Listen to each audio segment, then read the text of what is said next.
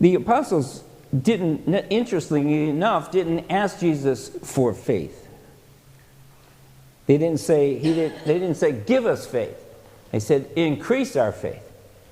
Apparently they had some faith, but Jesus had just told them to do something in which they knew they could not do. He had asked them, if your brother sins, rebuke him. And if he repents, forgive him.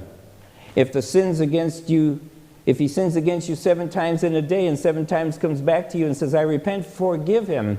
And the apostles immediately said, that's impossible. You and I know that is impossible. It is hard to forgive someone for even just one offense, let alone as many as Jesus was talking about. And so what's going on here? Jesus' response was unusual in it that he said, if you have faith as small as a mustard seed, you can say to the mulberry tree, be uprooted and planted in the sea, and it will obey you. Well, even that's hard to believe.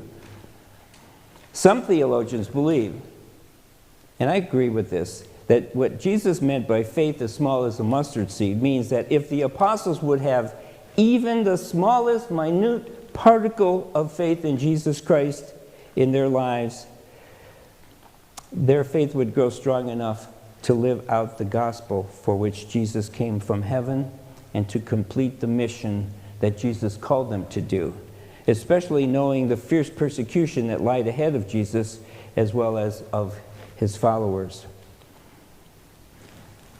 It's not just the particle of our faith in Jesus, it's the particle of Jesus in our faith.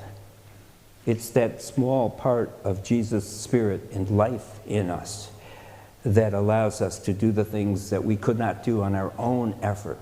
But God's power, the power of Jesus, is that type of faith that will grow and grow into his likeness.